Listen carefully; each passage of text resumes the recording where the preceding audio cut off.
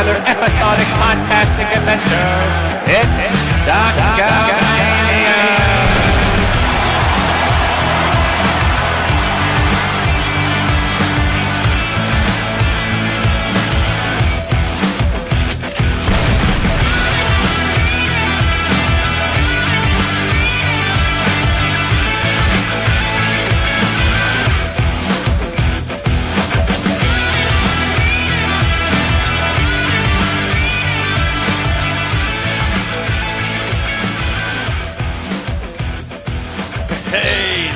Gentlemen, welcome to another episodic adventure of Talkamania. I'm your co-host Desmino, here with my tag team partner J-Bomb in the house. What is up? Hey, you didn't say hello, J-Bomb. I know, I'm trying to switch things up. Don't call me out and ruin it. Make it obvious. I want it to be an organic flow. All right. Say hello, J-Bomb. In 103 episodes, that is the first time you've not said say hello, J-Bomb. So it fucked me up. I'm not going to lie. But hello, Des. How are you? I've got some beers in me because the Bruins just beat the Leafs to tie the series up 2-2. It was a nail biter. Not going to lie. It was. I was watching it because I'm not a huge Boston Bruins fan. I'm a Habs fan, so naturally the Leafs, the Bruins, you know, they're kind of rivals. I actually dislike the Bruins a little bit more. Toronto Maple Leafs, their Canadian team. I wouldn't mind seeing the cup come back to Canada. But I was watching it and I was like, damn, Boston scored that go-ahead goal to make the difference even larger. And I was like, damn, they're not gonna do. And then all of a sudden, goal, and they were within reach. Yeah. But it was not to be. Boston closed the coffin, and we're 2-2 going back to Boston. Right? Oh, did you say we're 2-2? Are you a Boston fan now? You said we. We in the series, which is hockey. We as fans of hockey. Stop reading too much into my shit. First of all, I'm going to apologize to Des. It is 10:45 p.m. Wednesday evening, and I made him wait up. I had people over watching the Bruins game. I didn't want to kick them out because I was trying not to be an asshole, but I was being an asshole to Des. And then eventually I had to tell him, hey, listen, I got to go. So I ended up being an asshole to everybody around me. And for that, I have two words for you. Suck it! Oh, you had to tell your man that you had to go see your other man. That's right. I get it. But yeah, you left me hanging here, drinking some beer. So it's going to be an exciting episode tonight. We're both a little buzzed. It's going to be fun, and that's why you get a say hello. Don't get a say hello, J-Bomb, because you left me waiting here. So too bad for you. Dude, we've been surrounded by wrestling. We got back from New York. We went to the Bell Center in Montreal 1 week later. Yeah. Superstar Shake Up. We've seen so much of one another. It's been a while. It's been a whole 48 hours since I've seen you. But I got to ask you, what have you been doing with your spare time outside of the wrestling world? Trying to forget about the week I spent with you and playing some video games. What are you playing?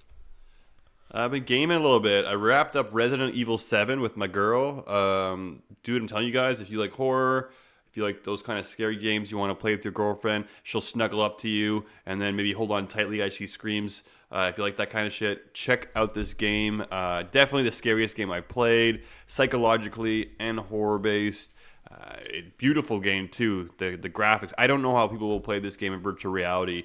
Go take a look at the demo, play a little bit of the game. You guys will not be let down. Super, super terrifying game, but a lot of fun. And now I'm playing on Madhouse mode, which basically you go through in the hardest difficulty, almost a one-hit kill. And man, I was playing about an hour ago, and you got to put it down after a while because you just get so stressed out. You're just like, whew, jeez. So you got to, you actually get... My girlfriend gets a headache after she plays the game for a while. So it's pretty fun. And now we're playing Sekiro, which is basically a samurai game. It came out of nowhere. There wasn't much publicity behind it, but it got really good reviews. And it's kind of like, I guess, similar-ish to Assassin's Creed, but a lot more detailed, really beautiful. The graphics really nice, the music's really nice. And you're a samurai, and you got to basically make your way through and take on different enemies and bosses. And you basically have to be flawless, or else you have to start the whole section over. So it's one of those games that really tests your ability as a gamer. And my girlfriend right now is downstairs playing the tutorial, trying to learn the ins and outs and being a real gamer. So I'm proud of her putting the effort in. And check it out, guys, if you haven't. Resident Evil 7, Sekiro, those are my 2 games that I'm recommending to check out right now, outside of Apex, which I'm trying to hit up when I can. Sekiro sounds like somebody that Paige would have introduced this week on SmackDown as part of her mystery tag team. That is very not racist at all, so there you go. Yeah, I had to sneak that one in there. Des, we've been hinting at it all week. It's time. We're going to kick off the podcast. We got to talk about our major announcement. I wish I had a drum roll, but do you want to give me a drum roll? I'm going to tell them straight up, guys. We're breaking up. Guys, it's the end of an era. Like we said, WrestleMania was a very tough weekend for us to absorb. We've been friends for a long time, but we used to live together. That didn't turn out so well, and then we decided we're going to spend a weekend together in New York with our wives, and that really didn't go over so well. So unfortunately, after 103 episodes, this will be our final episode of Talkamania. So to everybody we've been a part with, everybody we've been friends with, we want to thank you. And of course, we got 2 words for you. Suck it! Just joking, guys. Talkamania ain't going nowhere. Desmino J-Bomb, tight as ever, man. We did live together. That's a true story. But Talkamania for life, guys. So that's not the big news. We wanted to have a little fun with you guys. But we do have some interesting news to talk about. Really exciting, guys. And we open up each show plugging all our partners. Yeah. But we are here to announce that Talkamania is going exclusive full press coverage. Yeah, baby. We have worked out a partnership with a website, a buddy of ours that we've been talking to for the past 4 or 5 months.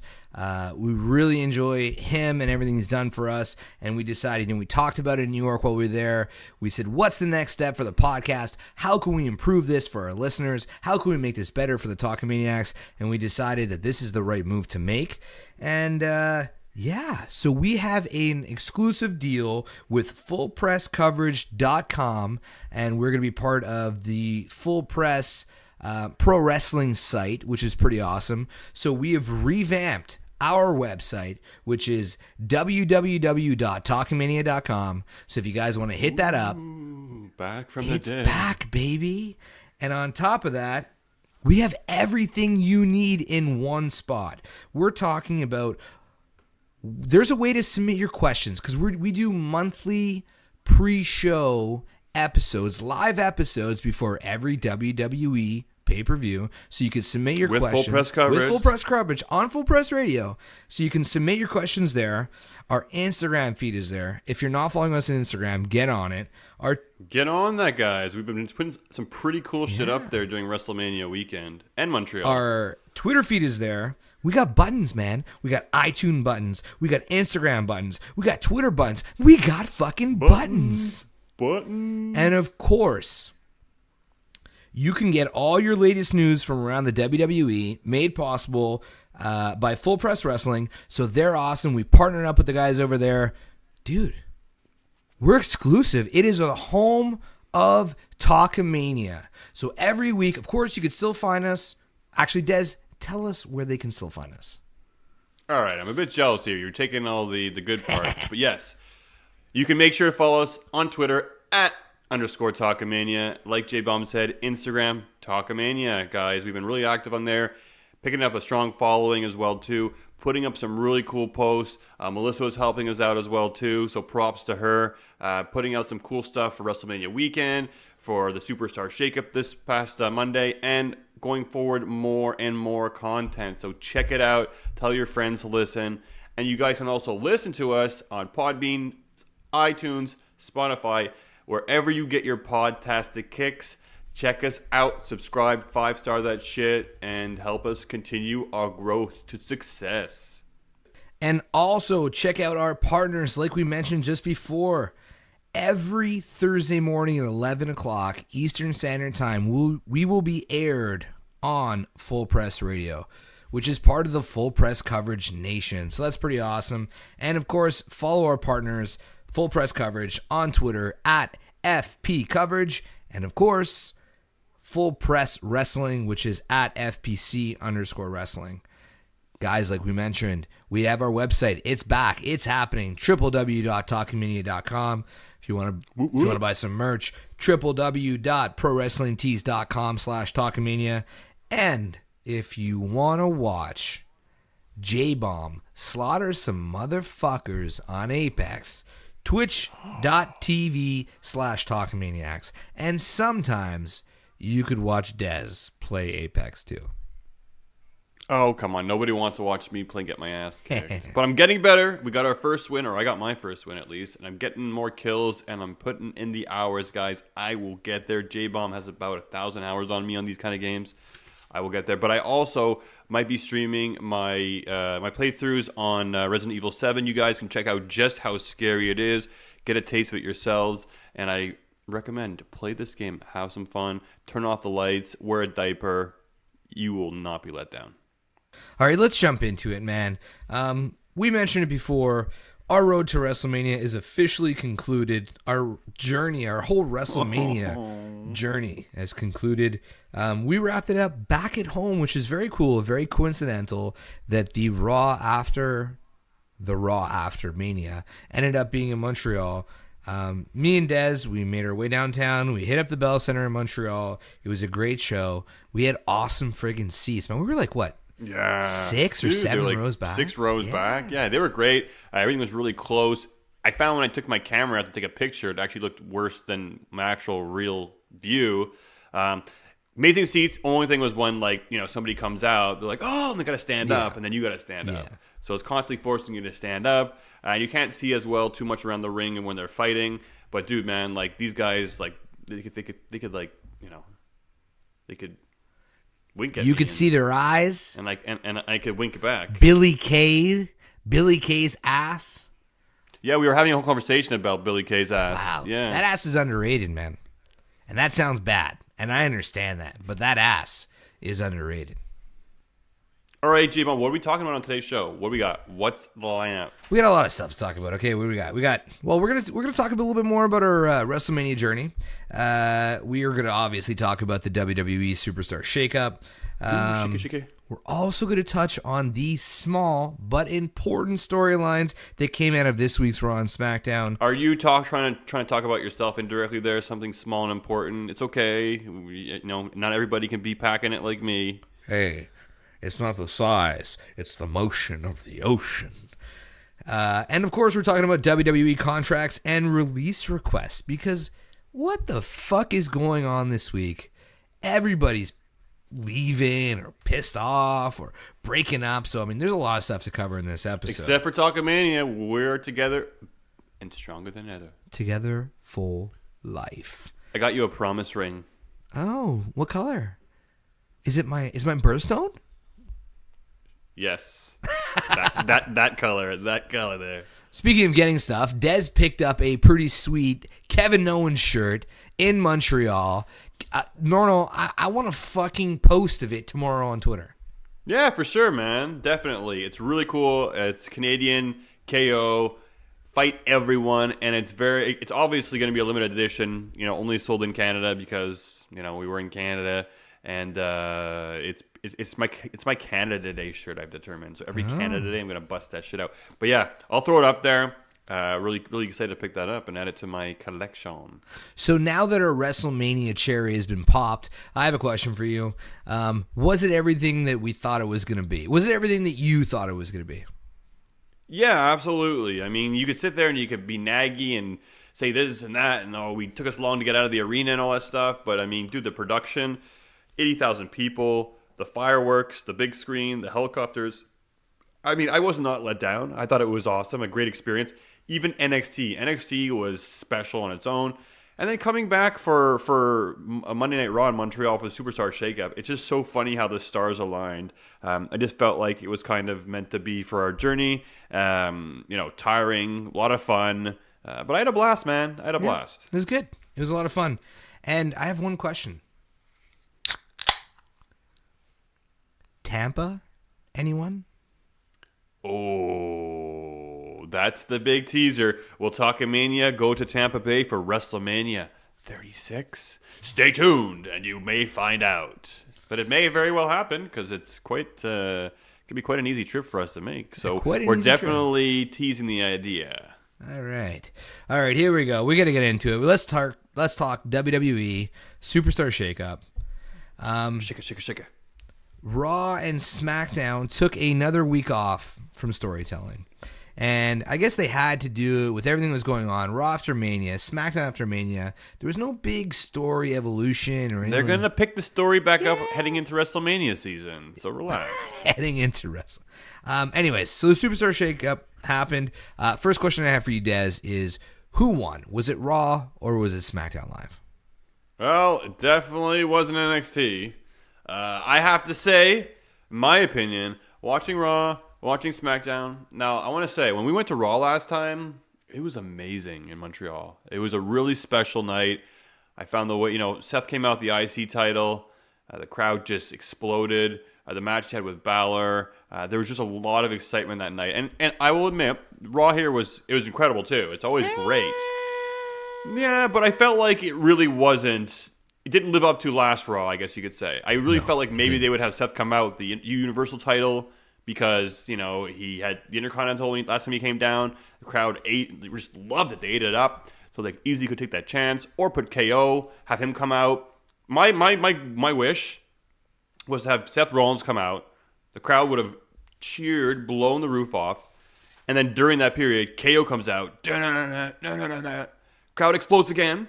And they have a face versus face championship match on Raw. Sami Zayn comes down, interferes, causes some shit, and then we have a dark match between KO and Sami Zayn.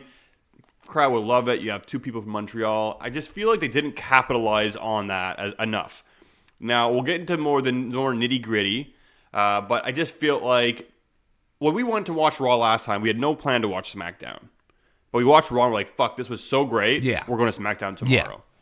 And I feel like walking out of Raw this week, it was like, okay, it was good, but no SmackDown tomorrow. No, right? no SmackDown. So, in hindsight, SmackDown, I feel, was the better show. It was and definitely. That is your winner of the Superstar Shake Up. Yeah, no, it's without a doubt. I mean, let's if our listeners didn't watch it this week, I'm going to roll you through it real quick. Here's the final results for who the superstars that went to Raw. We had Eric Young, who ultimately split up Sanity. We have EC3, who still doesn't talk. Cedric Alexander from 205. Naomi came over. Lacey Evans is officially on Raw. Rey Mysterio, I guess, whatever. Maybe he's a part-timer. I don't know. Andrade and Zelina Vega, that was awesome. They had a great match. Excited. That was my match of the week, man. Yeah. I'd like to tell you guys what my match of the week is usually on each podcast. I think that was it this week. It was good. And it was awesome to see that, live and as close as it was. Definitely the takeaway. Watch from it the back weekend. on TV too, man. It was good. Good shit. We got Ricochet and Aleister Black that seemed to be officially on Raw as well. The Usos, even though they were spoiled, it was spoiled. They accidentally put the Usos name under Bobby Roode and Chad Gable when they came out on Raw. When I watched No that way. Yeah, real Oh bad. my god. Yeah. And then the big two names was The Miz. The Miz is back on Raw. A decent way to kick off Raw, but it just didn't go anywhere. I don't think it was the right way to kick off Raw. Having I Stephanie agree. and Shane come out there and get booed and Le Meilleur du Monde. And he couldn't pronounce it properly, but mind you, he's not French. But he did a pretty good effort. How many times did it take you before you were like, what the fuck is this idiot Well, because saying? if you go back and watch it, only like the third time he kind of came close to saying it properly, right? So, Meilleur au monde. And finally, the big name that took all of Raw to announce, he almost screwed it up when he came out of the locker room there during that interview with Seth. Was that him, you think so? Yeah, Because it was a shorter guy with a cap on. I went back and checked it out. AJ's pretty small. Yeah, He's pretty small. Anyways, AJ Styles is on Raw now. Yeah, the phenomenal one. So the house that AJ Styles built is now going to be rented out, I guess, to Randy Orton. He'll be looking after it while he's gone. And yes, AJ Styles, the phenomenal one, makes his way to Monday Night Raw. He can't have the moniker, the house that AJ Styles built anymore. So let's see what he comes up with next. But really exciting. I'm looking forward to all the different combinations and feuds and stuff like that, too. He needs a heel turn if he's going to be on Raw.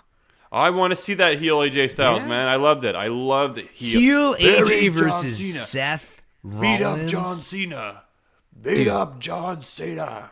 Heel AJ versus a face Seth Rollins could be a lot of fun. For sure, absolutely. I mean, we're going to get to see Seth and AJ again and all kinds of different matchups. So it's interesting to see what's going to happen, if he's going to stay heel, if he's going to stay face, or if he's going to become a heel. He was wearing AEW colored gear, guys. So all you marks out there, start the speculation. Start the speculation. Oh, no. Blah, blah, blah. Okay, and the people that went to SmackDown Live officially, Heavy Machinery, they were unannounced. Mickey James, I'm excited about that one, actually. I'm very excited Good for about her. that I mean, give her a chance to hit the reset button and try something new. I'll tell you, man, the women's, and you're going to get into it. Oh, yeah. I'm going a little bit ahead here. Yeah. But the women's roster looking stacked on SmackDown. Stocked. Apollo Crews, Chad Gable, which I thought was interesting because I honestly thought that Chad Gable and Bobby Roode were gaining a lot of momentum in the tag division. I figured at least they would do the heel turn feud between the two of them, but Yeah. I'm glad they're skipping that. Yeah. Well, anyways, Chad Gable's there. Liv Morgan is on SmackDown. As happy as I am about that, Riot Squad. I mean, we'll talk about this later, but Riot Squad breaking up. I mean, It's gonna be do or die for Liv Morgan at this point. Yeah, I would it figure will they be. would have broke off Ruby and let those two run as a tag team, Logan and Liv. But it's gonna be interesting to see. We'll see. Yeah. We'll see. Buddy Murphy from 205 is on SmackDown.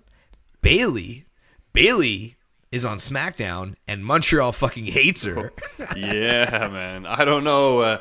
So Montreal booing Bailey. I went on social media and I was just like, Bailey boos. And people were ripping into Montreal for booing her. And She was cheered so loudly last time. That's why everybody's freaking out. you know, people are asking, why did Montreal boo Bailey? Don't know if I have a clear answer, but you know, it could be a number of things. It could simply just be we're sick of Sasha's shit, and it could be her association with Sasha. Yeah, we're sick of Sasha shit. It also could be the fact that, like, look, it's not Bailey's fault, but we're tired of her character, and Bailey deserves better, and we don't want that Bailey. You know, there's also that aspect of it as well too. And you know, just not. It's Bailey. You know? We've talked about it. I mean, go in the archives, maybe 30, 40 episodes ago. Bailey needs a heel turn, and she needs to go do with it Elias. With And she's gotta wear Elias, that there leather you go. Yeah, she's got to wear the leather jacket and have a super crush on Elias. Yeah, big time. And to round off the SmackDown roster, they added Lars Sullivan in the most friggin' confusing way ever because he was on SmackDown last week. He was on Raw last week. He was on Raw this week. And then he was on SmackDown this week. And yeah, whatever. I guess he's on SmackDown roster. He's nested. He is now nested. Yeah, I believe it's pronounced Larth Sullivan, but I'm not too sure. It's either that or Snitsky. I mean, I'm just trying to figure out how he gets his tongue so brown. Well, you know, when you're eating ass all day. We got Finn Balor, which was I think this is a great addition to SmackDown Live. Yeah. Possibly the greatest addition to SmackDown Live. There's no more Bobby Lashley feud. That is huge. That's huge. Well, for sure, absolutely. And I think now we have all kinds of different matches that he can have with the SmackDown talent. And look at it. Well, we have Roman Reigns. We have Elias. No, don't break it. Don't break We it. have- You're breaking news here. Well, I mean, come on. That's the biggest name that went over to SmackDown. Roman Reigns, guys. Let's not beat around the bush. Let's get to it. Roman Reigns joins the SmackDown Live roster. Rollins will be the man on Raw. And we have Roman Reigns on SmackDown. So you're going to have a decent, I guess, feud between Balor and Roman on the horizon to some degree. Otherwise, what? There's Elias. There's, come on, So Well, first of all, let's talk about Roman Reigns. And if we're going to talk about Roman Reigns on this podcast, And I can't get over. Roman Reigns debuting on SmackDown Live, to me, is great news. Like, I know when Elias walked out, everybody was disappointed. McMahon talked about it. It was tweeted out during the day. It was on WWE.com. When McMahon came out, you could tell he had like 5 minutes to make that whole promo work. Elias came out, and there was this feeling like this can't be it. This can't be it. I was waiting for Brock Lesnar's music to hit. I thought it might be Brock as well, and then taking Kofi's title right away or something. It was either Brock or it was Roman. I mean, there was no doubt about it was one of those two guys. And Roman came out, and it's a bit surprising because Raw has always been the flagship show for WWE, and Roman is obviously Vince's bitch. So it's awesome to see him on SmackDown Live. I feel like we can see a new side of Roman, slightly, just a small, subtle change to Roman Reigns could put him over. But we talked about it. We said, who can he feud with? You said Elias. You said Finn Balor. I'm thinking, he can go through Randy Orton. He can go through Daniel Bryan. There's a lot of options that he's got. There's a lot of options. I think Raw has got the more male-heavy roster. And case in point, right now the future feuds and shows that are being advertised is Roman Reigns versus Elias. So get ready for that feud, guys. But I think J-Bomb had said to me, like, poor Elias coming out as like the fake number one guy, only to be buried. And it's like, dude, no, this is great for Elias. This is great. It's great for Elias. Him going to SmackDown, he's going to have a feud with Roman Reigns. Like, come on, he'll probably get a pin over him, and that's going to be great. And Balor too. We're going to go back to him and say, I think he may be the one who benefits the most out of this, because he was having a hard time finding his spot and his footing on Raw. Well, now he's on SmackDown. There's going to be less competition.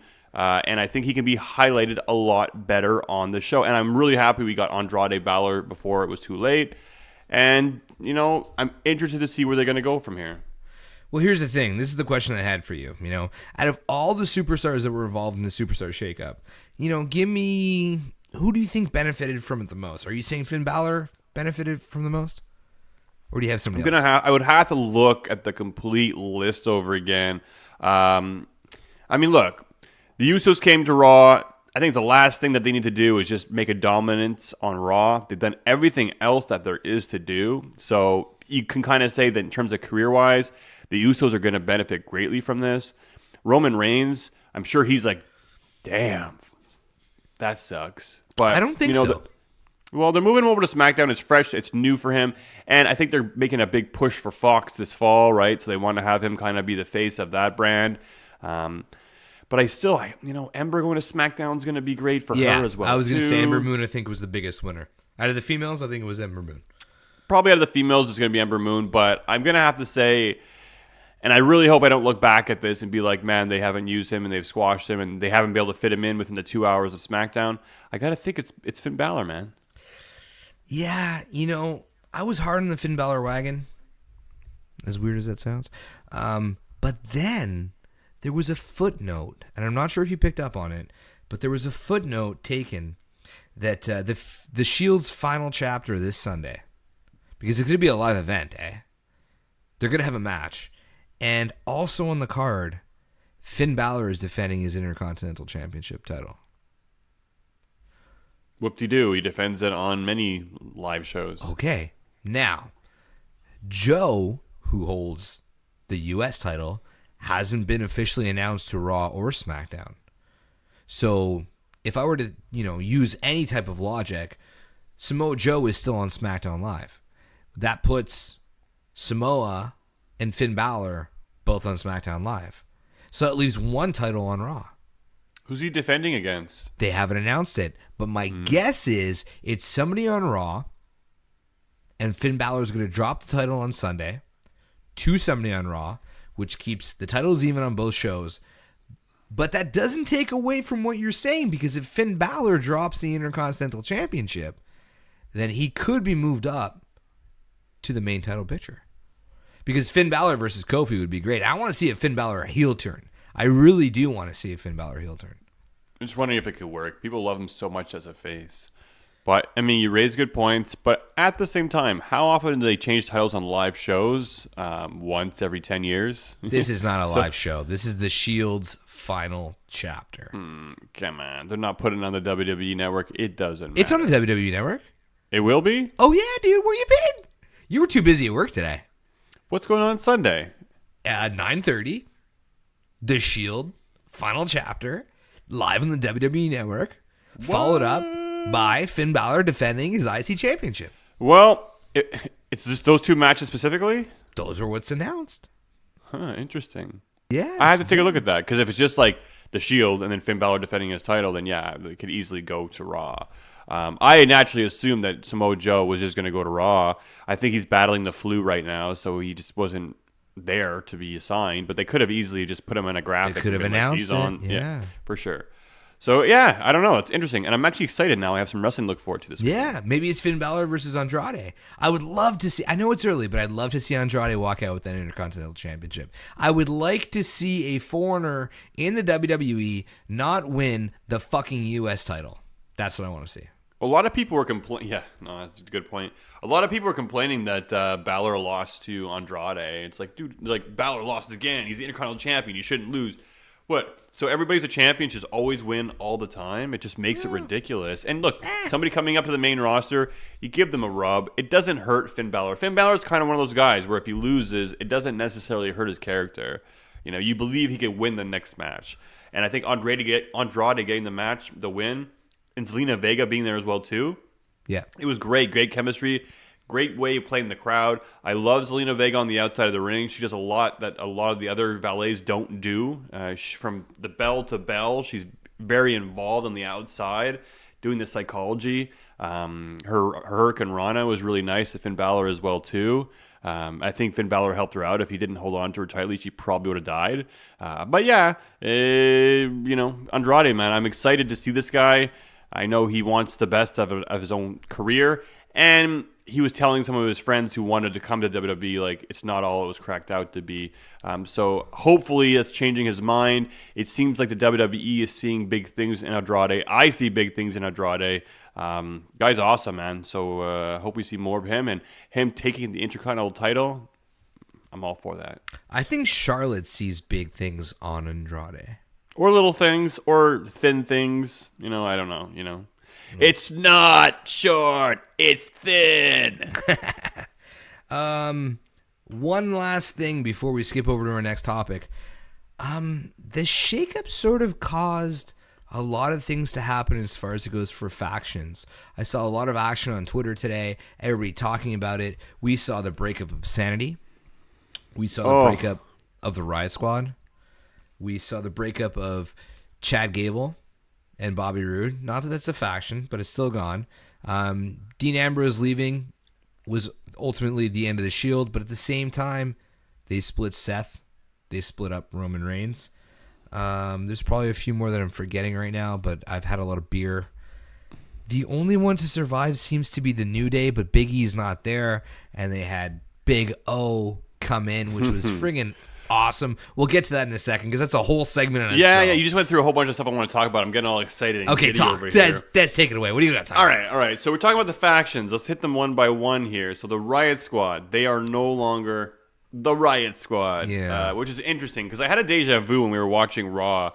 We saw a match with the Riot Squad as well when we were there last time, and even their positioning and stuff. I was all like, I remember you were like, someone was like, Liz looked at me or something, and she was in the same area, and I was like, deja vu. And then one night later, they are fucking no longer together, no more Riot Squad, and if they were going to break them up, I would have thought they would have taken Ruby Riott and put her on her own and let Logan and Liv go off and be a tag team, maybe get a tag team title run.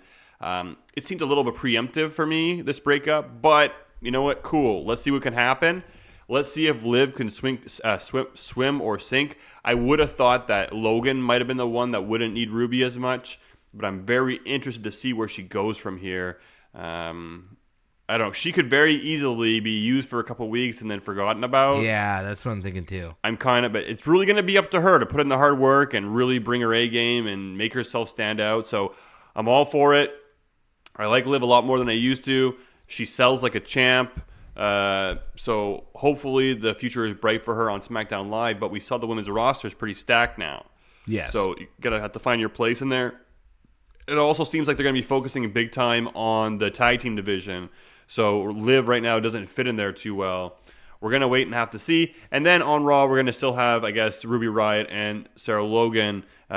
Cool, I guess. But I'm still waiting for that Ruby Riott singles run to break out. We'll see. The thing about the Riot Squad was I've always liked that faction. I think that out of, we saw when the Women's Revolution started, there was a whole bunch of little threesomes. And then it kind of broke up, and then Riot Squad came out, and there was Absolution. Absolution died with Paige, but Riot Squad stayed strong. And I thought that it would be cool. They could have had a really good falling out. They could have had a really good, triple threat match to end it. However, they were treated like absolute fucking garbage in the build to WrestleMania. They were, and I mean, I'll quote Dez on this, they were absolute fodder for Becky Lynch. They were fodder for Ronda Rousey, and they were fodder for Charlotte, and I hate that fucking word, but they were absolutely destroyed. All their credibility was killed. So to break them up this way is not that bad. It's not like it was just random. The Superstar Shake Up was the cause. Liz tweeted out a pretty cool tweet, so we kind of got some closure on it, but ultimately the Riot Squad is dead, and we have to move on. And like you said, it's sink or swim for Liv Morgan. I think the pressure is on her more than any of the other ones. Ruby Riott's going to prosper. She's great. I mean, her in-ring pays for it. Sarah Logan is probably a little bit, she's a bit of a better gimmick that can maybe get over than Liv, but Liv is a fan favorite, so there is a cult following behind her, so who knows? See, to me, then, I feel like they separated the person who they felt like would survive better on their own. You're probably right, yeah. Which is kind of interesting because they almost gave Sarah Logan the win at the Battle Royale. Maybe that's why she needed it. Well, in hindsight, you look at the Battle Royale, it really meant nothing in the end. So, nothing. no. Carmella lost to Charlotte on SmackDown. Carmella lost to Charlotte. Yeah. That's where Charlotte is now. After her big title match, she got, when you played the video game and then you got to start back at the bottom, that's what she's doing. She's working her way back up.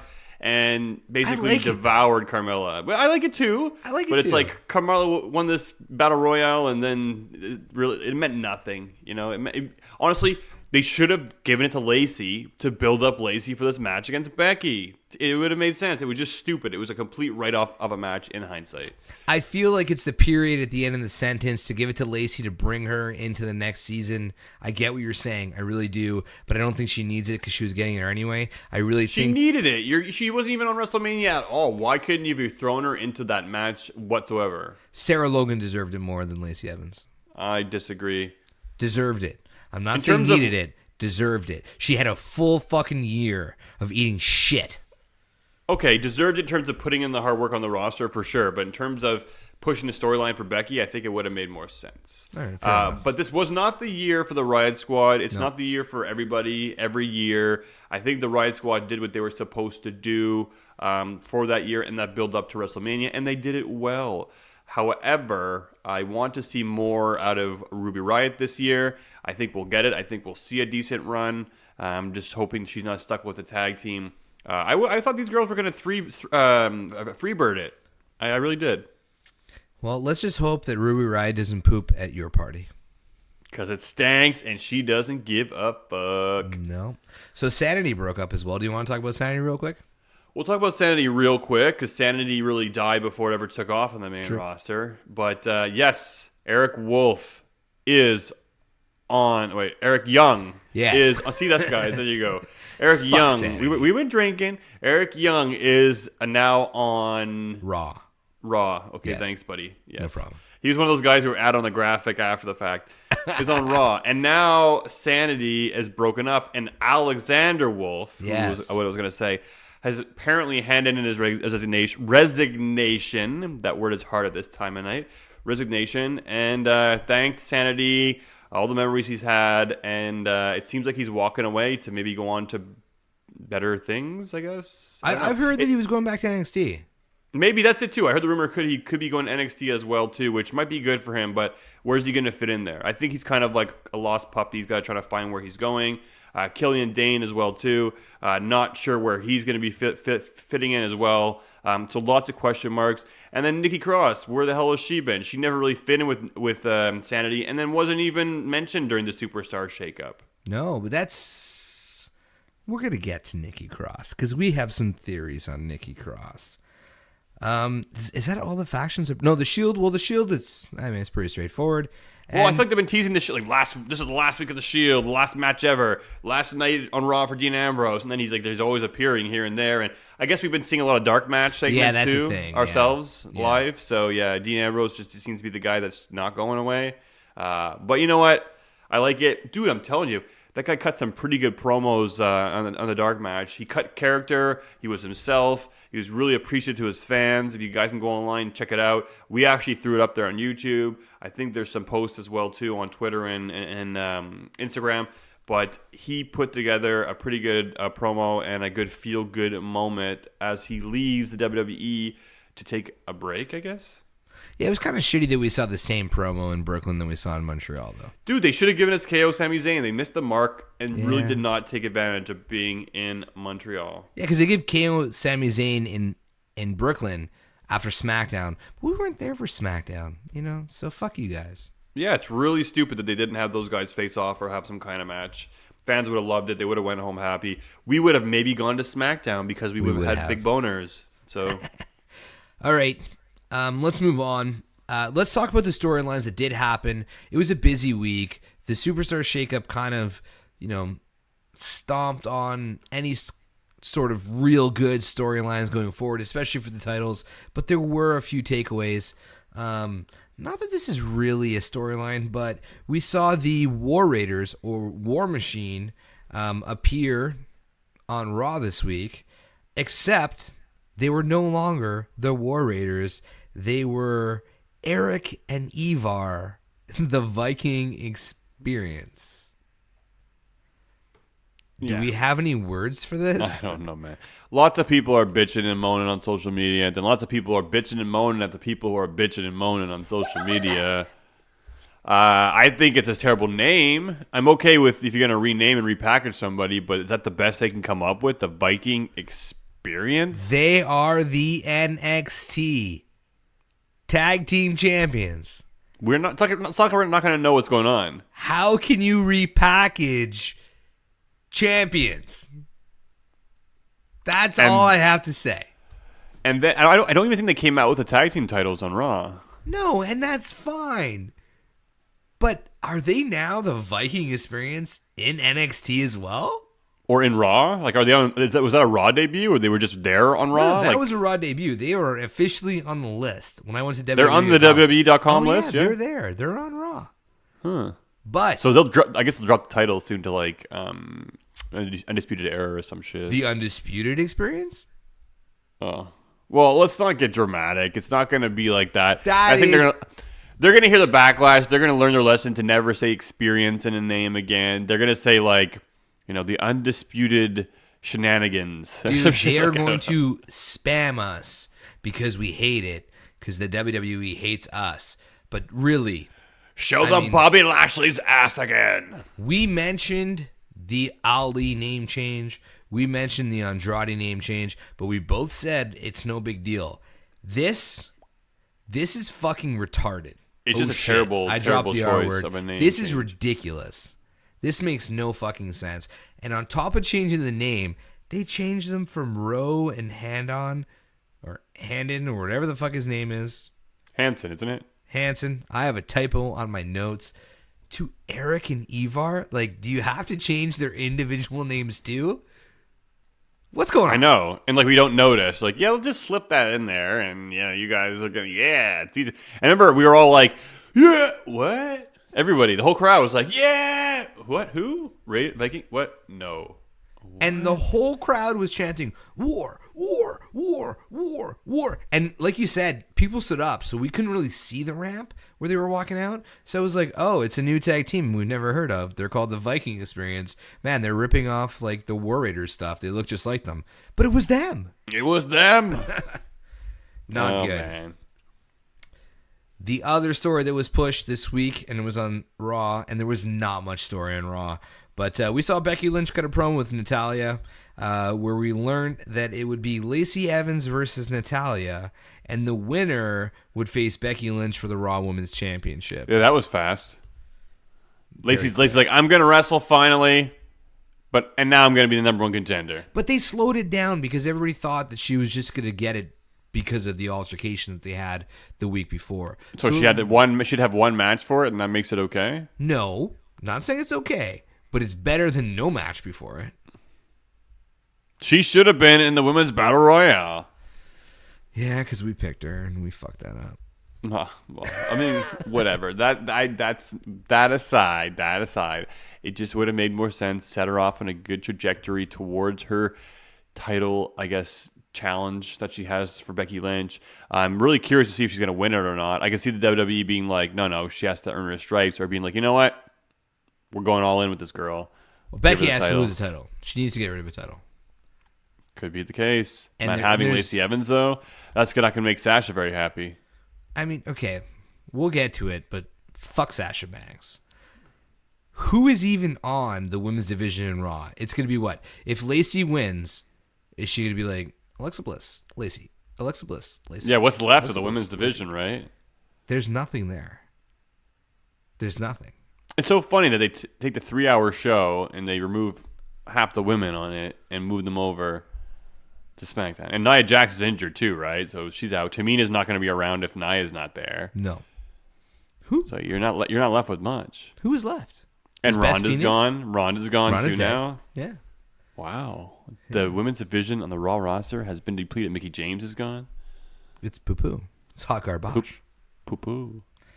We saw Kevin Owens. Let's talk about him, the hometown Ooh. boy. He kicked That off was fun. SDLive. I thought it was fun. I thought the whole New Yes. Day thing was fun. Yes. I think you guys, Kevin Owens, yes, he's done some really vile and nasty, selfish things. He's lost many friends, but we're seeing a new side of Kevin Owens, and I really feel like his son and wife were probably in the audience, and They daughter were. maybe. Yeah, and he was just having some fun, and he wanted his kids to enjoy the fun. So I think that's all it was. And it was cool. I enjoyed it. Seeing him get involved with the New Day, do a little bit of the pelvic thrust, coming out, doing Big E's segment as well, too, where he's like, "Oh, Montreal, don't you dare be sour." It was pretty cool, and I liked it. So I was all for that. I thought he would maybe turn on them at the end. I thought Me he'd too. pull out like the dirty KO. It's coming. It is coming, but I think ultimately this was for his family. It was a feel-good moment. And, man, the guy didn't get to be involved in WrestleMania, so he had his night. Let him have it. Let him have some fun. I liked it. It's so funny because a week before, Big E tore his knee. If that wouldn't have happened, what would have happened with KO? What would his segments have been like? It would have been completely different. But now we have KO as an honorary member, at least for this week, as part of the New Day. And I have to wonder if this will maybe, who knows, maybe it'll become a longer-term angle. And then when Big E comes back, there's your heel turn, Jade, that you always wanted. Ooh. Well, for the English fans that didn't understand what he was talking about when Kevin Owens came out and addressed the fans at SmackDown, he did say, "I'm happy to be home. I'm considering this my WrestleMania moment." And he did go on, and he made some tie-ins. See, the things that nobody understands is that he called himself Big K, and then he quickly switched it to Big O. The Big O is the Olympic Stadium in Montreal. It's kind of something that we kind of make fun of ourselves for. We had the Olympics in 67? We spent a shit ton of money to 67. to build this huge stadium with a roof that never ended up closing. It broke, and it's a wasted money. It's a shambles. Disaster. It's a shitty disaster. Disaster. And it's located called the at a Olympic terrible Stadium. place, way up from the city. We lost our baseball team. Yeah, we lost our baseball team because of it pretty much. So I'm still But- hoping the Expos come back. We nicknamed it the Big O, so there was a bit of a tie-in with Montreal. You kind of have to be one of us to get it. But either way, for something that really wasn't any storyline, the fact that they could still connect KO with all the fans in Montreal, I mean, you heard us. We fucking loved it. We loved it. Well, we love Kevin Owens, man. I think, I don't know, people are like, Sami Zayn is the number one shit in Montreal. Nope. I don't know, man. You gotta say Kevin Owens. And you know what's funny? Kevin Owens is like, "I'm from Maryville, Quebec." And Sami Zayn's, "I'm from fucking Montreal." And it's like, oh, we'll take the Quebec guy. We'll take That's the guy. right. That's Not from right. Montreal. We mentioned it earlier when we were discussing the Superstar Shake Up. It is no doubt that the women's division on SmackDown Live is completely revamped. It is the absolute, pun intended, the tits of the WWE. It is the top titty. We saw the debut of Ember Moon and Bayley. Yes, Bayley was booed like crazy. It happens. And we also saw Paige. This is the big one. We saw the Paige reveal this week on SmackDown.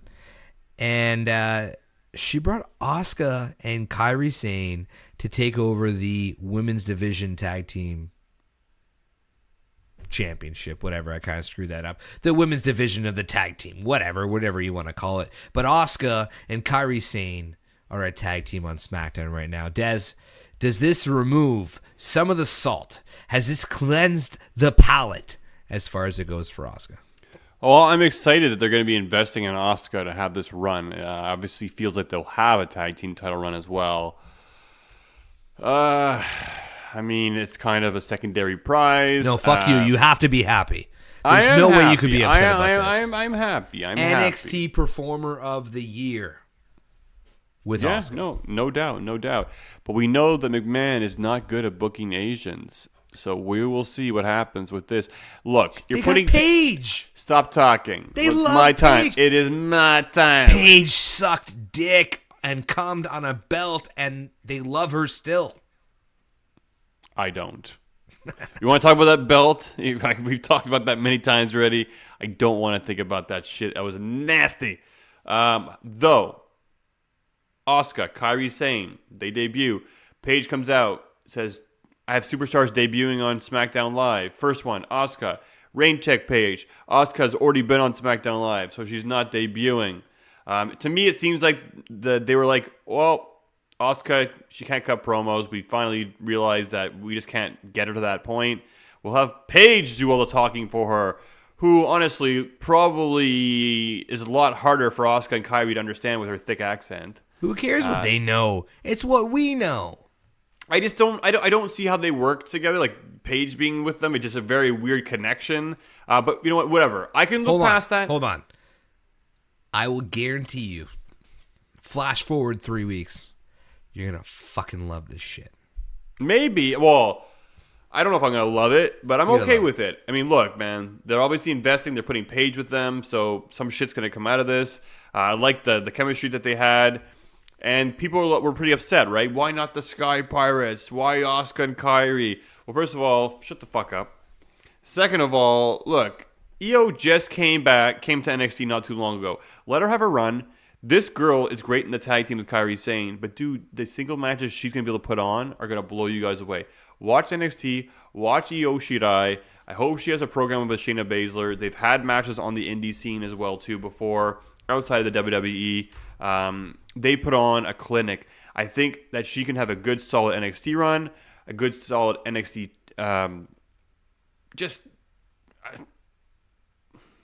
Fuck. I think she can have a good, solid NXT run. 55-25. Yeah, it's like lagging. Yeah, there was a lag on me too. Yeah, so that's why I fucking got stuck. Okay. All right, start again. I think she could have a good, solid NXT run and win the championship and have all kinds of great matches on NXT. So in my mind, I think having Kairi coming up and then having Asuka tag with her, it's not a bad move at all. It helps Asuka get back on her feet. It helps Kairi get put with Asuka, puts her on the right track. Two women that can actually communicate with herself. I can imagine it must be tough for Asuka to be able to, have to be backstage or, be around people that she can't communicate with daily. I think it'll be good. They have a history as well, too. They know each other. Now, guys, the Sky Pirate saltiness, you're going to get it. Hang on. The big picture's there. What I would like to see in the long run, which could be really cool, is have Kairi with Asuka, have them run together as a tag team, good chemistry, good tag team run, and then finally have Asuka turning on Kairi Sane. We have a heel Asuka, maybe taking it to Kairi Sane. Kairi's a bit smaller. Asuka just dominates her, bullies her, and then finally, Io Shirai makes her debut on the main roster to come to save the day, leading to an amazing Io Shirai Asuka match. Maybe SummerSlam, maybe WrestleMania, maybe Royal Rumble. I don't know. But down the line, that could happen. So if they book this properly, this itself could be a great picture that they could use and play it over a year's period. Look, we're going into WrestleMania 36. It's a pirate ship. It's built... It's built for Kairi Sane. So if you're having her for the Women's Championship, if you're having her against Asuka, I don't know. But you got to put that girl in a big match. Now is the time to start. And I think they very well may have done so on the Superstar Shake Up this week on SmackDown Live. So then you sound pretty happy about it. I'm optimistic. I mean, Okay. look, we had Asuka's a SmackDown Women's Championship. They took the title off her because they didn't want her in this meaningless match at WrestleMania and then put her in this meaningless match at WrestleMania. So I've been pretty salty. I've been holding my tongue. I've been trying not to bitch about it. I don't know you've been holding your tongue. Shut up. I'll take what I can get at this point in time. Tag team title run gives her another accolade, another belt, another notch. So I'm down for it. And let's see. I wanted Sky Pirates, but I feel like patience is everything. I want Io to be an NXT Women's Championship and put on those amazing matches. So we're going to get that. We're going to get Kyrie on the main roster. That insane elbow on SmackDown was insane. I want to see what these guys can do. And now that they know they're a tag team, I hope they put some tag team chemistry together and some cool moves. And it's the start of something cool. I'm telling you, man, the women's roster on SmackDown is pretty off the hook.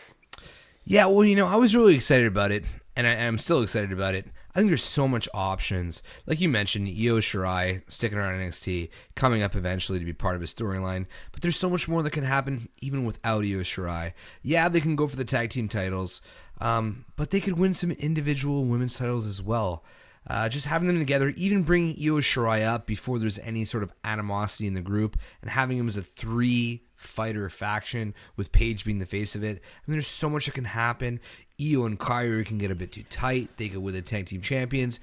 Asuka can lose it, get jealous of the other champion. I mean, there's so many options. It's freaking awesome. It's great. I love seeing the Japanese together. Whatever. Let's see if Vince McMahon books this properly. But I think initially I was very disappointed because I'm a huge fan of Io and I really want to see the Butt Pirates on the main roster.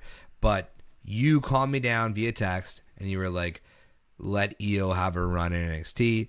Let her have her time there. And I think you're right. So It's the big picture, man. It's the big picture. it's a big picture.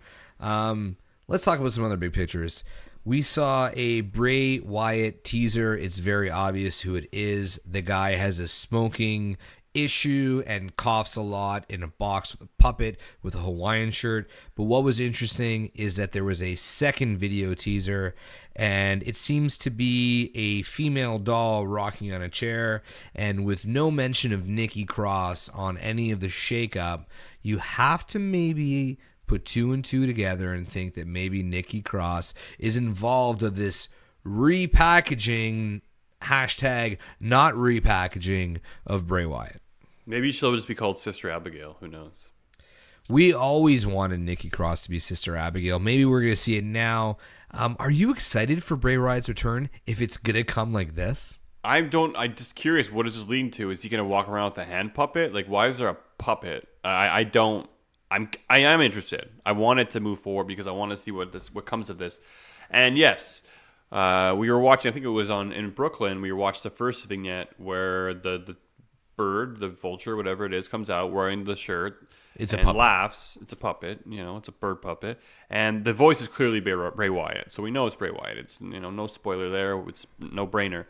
But now we see the doll this week, and I'm like, well, what's this doll's voice sound like? And unless they altered the voice of Bray Wyatt to sound more feminine, it sounds like a female. And it's like, well, who is this? So I'm trying to think, and like, look, we haven't seen Nikki Cross. We don't know what brand she's on, so it could be. And I think putting those two together could be magic. I think, look, we've been struggling to find. It's funny because Bray Wyatt, although he cuts the same promos in a circle, he is stronger on the mic than most. And the fact that they're struggling to find kind of a place for him for the past 2 years, 3 years, like for a while now. He had that meaningless WWE Championship run too, and they haven't had anything from him to do for quite some time.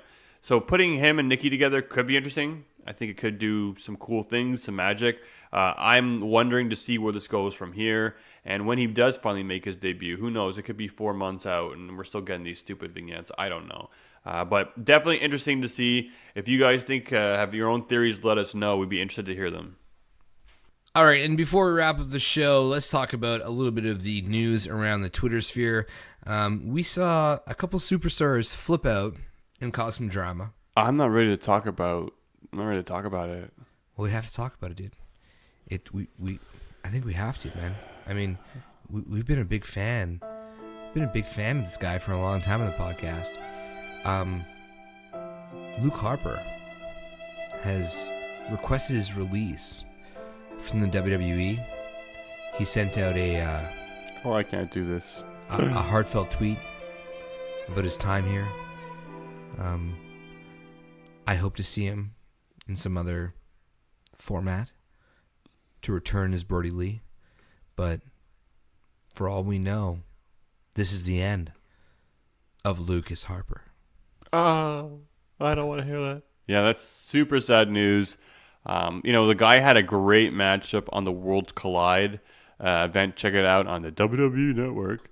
I don't know, man. I always really wish they were going to see the potential in this guy. He even had that shiny moment where he faced off, I think it was against AJ Styles when they both won the Battle Royale, or they're both number one contender, or some shit where he was a number one contender. I can't recall exactly. Yeah, but fans love this guy, and we're hip to him. And look at WrestleMania when Luke Harper and Braun Strowman went face to face for like 5 seconds. It just took a look. It took a look. And 80,000 people were losing their fucking shit. So if the WWE were smart, they'd be like, shit, we have to do something with this. But they're not going to. They'll grant his release, and he'll go on. Like, he's 39, 40 years old. He's got to make a push now. He's got to do what he's got to do now, and I understand it. It's funny because you see all these guys, and it's a promised ground, getting to the WWE. You want to get there. That's the place you aim to be. But then when you're there, look, we talked about EC3, right? He was the man in TNA. This is Dixie Carter's, family. Well, quote TNA. unquote, Right. quote That's unquote. like Right, TNA. right. But he was the guy over there for quite some time. And then to come over here and just be dragged to the mud. He makes his debut finally. It's like he's here on Raw to debut, and he gets squashed instantly. I think he's like one of the only ones who got squashed in their debut, which is usually against the recipe. So I feel like it's almost McMahon being like, I'm WWE, and I'm going to drag you through the mud because you were TNA. I don't know.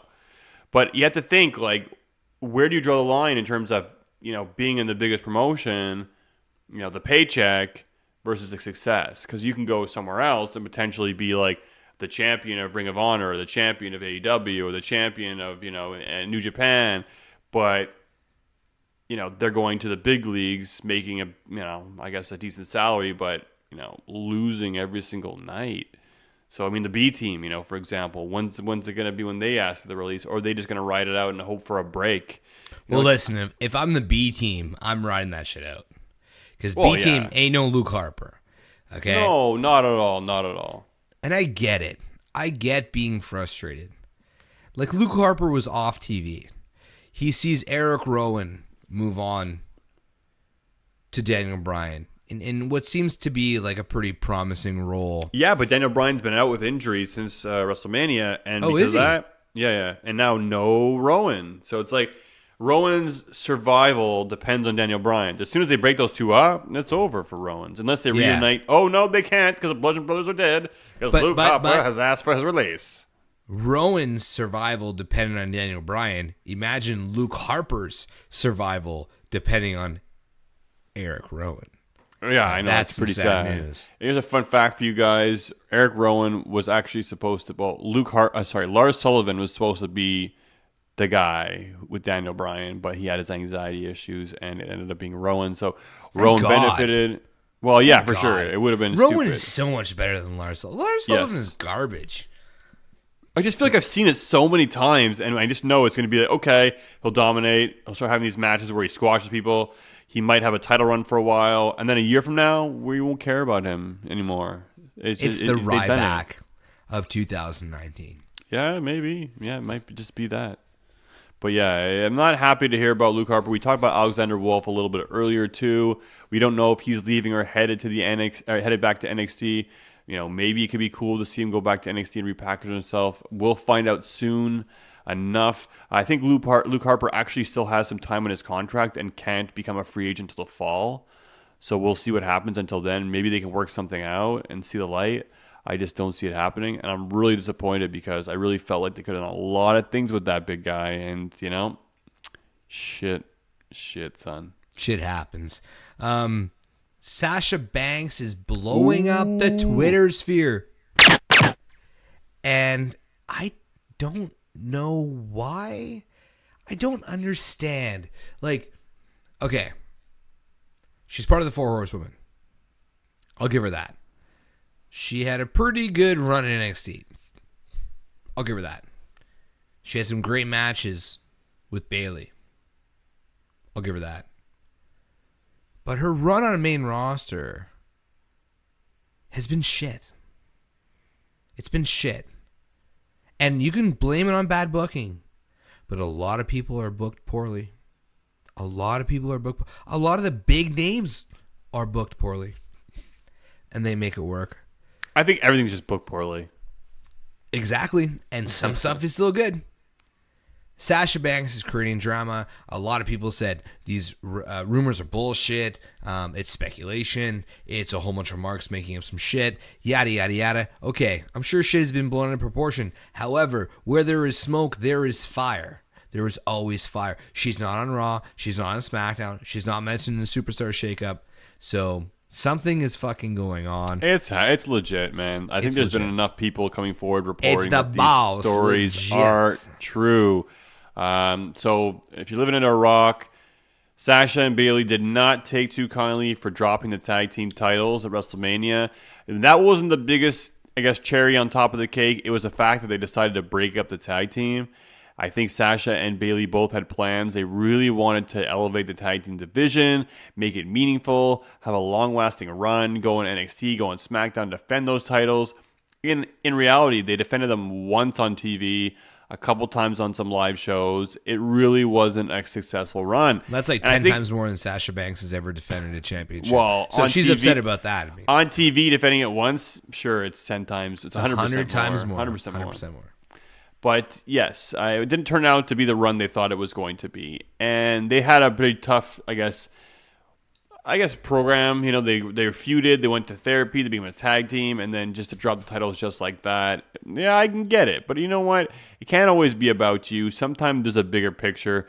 But there's stories of going that, like when Sasha and Bayley found out they were dropping the titles and breaking up, you know, they threw a tantrum backstage. They lied down, in the locker room and complained, or in front of their hotel room. I don't know if that's true. I heard the hotel in front of their hotel rooms was actually legit. Whatever. It sounds ridiculous to make up, so maybe it is true.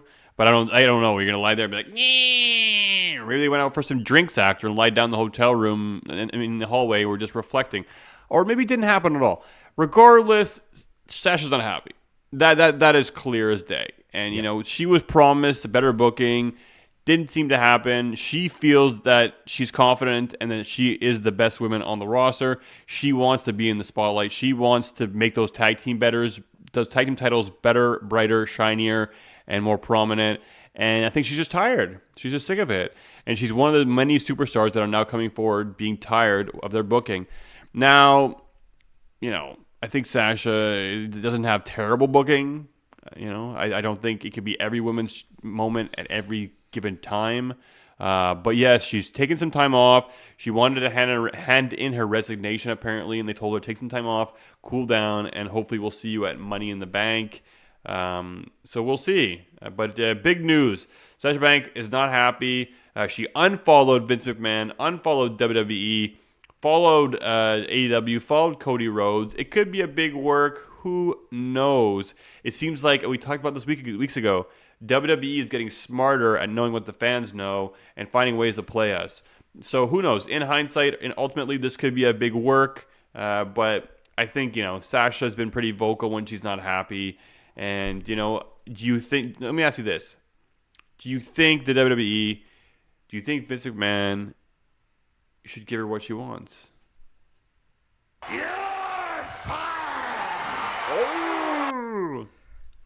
Cry me a fucking river, Sasha Banks. Cry me a river. You've been in WWE. I'm pretty sure she's the second most winningest. Dude, she's accomplished so much. I'm pretty sure she's the second most winningest women to come since the Revolution. Screw you, Sasha Banks. Honestly. There's not much more to say. And people are really concerned about the way she's been rubbing off on Bailey too, because Bailey was usually pretty polite and professional, and now Bailey's been a little bit of a vocalist. But we'll see. We'll see if dropping the hugs is a real gimmick moving forward, or it's just a flavor of the week. But Sasha not being happy, we'll see what happens. Not much mention of her. And yeah, that's kind of it, man. Sasha Banks, love her or hate her, she ain't happy, so she might not be back for quite some time. Oh well, it's gonna happen. Sasha doesn't want it. She'll be back one day. Well, that's it. And also, look at this, right? What's her alternative? She goes to AEW. She goes to Ring of Honor. Fuck AEW, man. I'm sick of this shit. There is no AEW. It is not even a thing yet. Nobody can go there. There's nothing there to go to. I don't care what you say. Look at the women's division on AEW. You can say it's good. It is not. It is nothing. There's no star power on there. And I don't care what anybody says. You can have the greatest female wrestlers, and I'm going to go off, and I'm sure people are going to be pissed. Whatever. There is nothing there yet. Okay? You have Jericho, you have Cody, you have the Young Bucks. That's it. That's it. And I'm going to watch it. Who May I else? finish? Sure. May I finish? Okay. Yeah, what? What do you got? I feel you, my man. I'm with you 100%. My point was that I feel like, look, you go to AEW, you go to Ring of Honor, you go to any other promotion, it's going to be similar booking. You can't be the champion all day long, 24 hours a day, 7 days a week, 365 days a year. Even if she is the champion there. She is not the best women wrestler in the industry either, and not even close. I got you. I completely agree with you. But even if she's the champion of ROH, it's still not as big as being a nobody in WWE. Sorry. Well, that's what I was talking about earlier. Like, where do you draw that line? Would you rather be a nobody in the WWE, or would you rather be a big somebody? Because look, the indie scene is a lot more, I guess it's more of a global phenomenon as it was, several years ago. Yeah, but it's still nothing. This is going to sound bad. Look, I feel like Sasha needs a WWE more than the WWE needs Sasha. Let's put it that way. 1,000,000%. I don't think Sasha will stack up in ROH. I don't think she'll stack up in some. Dude, I said this months ago, and I will say this every week, and I will say it again. Sasha is good. Definitely, she's good. She's a great entrance. Not just an entrance. I'm not going to say she's kind it's of just that. an entrance. She is. No, she's good. She has the tools. She has the charisma, I think. She's good. She's horrible on the microphone. I'm not going to be as harsh as J-Bomb is. She's definitely not the worst on the WWE roster. But guys, man, check out the indie scene. Open your eyes. Look outside the WWE. Women are coming, and they've been more popular than ever in the wrestling scene, and they blow her out of the water, man. I feel like we talk about the same thing every week here with her, but that's just the reality of what it is. And for her to cry and put on her boo-boo face when she's not happy, like, what kind of message does it send? And her relationship with the Revival, who did something similar, who was like, we're not happy, we want to leave. McMahon said, whoa, hold on, and then gave them the tag team titles 2 weeks later. Well, maybe she got inspired by the Revival and she's trying to do the same thing. Who knows? But an example needs to be made, and if it needs to be Sasha Banks, then so be it. Alexa Bliss is 10 times the entertainer that Sasha Banks will ever be. I've been reading today that they have to be kept separate now, Alexa Bliss and Sasha Banks. I mean, Alexa Bliss brings way more on the table than Sasha will ever bring. And I don't care about anybody who's going to disagree with us. That's fine. But it's the honest to God truth. Going to be very interesting to see the way they book Bailey and Sasha moving forward, guys. Bailey's still on the card. She's still wrestling. But once Sasha does come back, it's definitely going to be interesting to see. It's a hot topic. Look, we've spent 5 minutes talking about it already. What do you guys think? Do you think it's a big work? Do you think Sasha's on her way out? Do you think she's got better things to do? Do you think she's top shit and should be the number one shit on, whatever. What do you guys think? Let us know. All right, let's wrap this up before we dig ourselves a deeper hole. Well, it is man. midnight. We've been Wednesday drinking a lot. evening. You can tell. We're We've been slurring. drinking. We're having You just what happens when you make me wait, man. Yeah, that's what happens. Yeah. All right, boys and girls, follow us on Twitter @_Talkamania, on Instagram, follow us at Talkamania, Podbean, iTunes, Spotify, and like we mentioned earlier in the episode, we are exclusive with full press coverage. So every pay-per-view, I love you, full press coverage. and every week, Thursday mornings at 11 o'clock Eastern Standard Time, you can hear our show live on Full Press Radio. Be sure to follow our partners, Full Press Coverage @FP Coverage on Twitter, and Full Press Wrestling @FPC_wrestling. Check out our website. We're back up in it, www.talkamania.com. Buy some merch at prowrestlingtees.com/Talkamania. We're all out of gas money, man. Come on, help. And if you want to watch us suck at video games, it's twitch.tv/Talkamaniacs. For J-Bomb, I'm out of here. Des, say bye. Have a happy Rusev Day, and you can bank on that.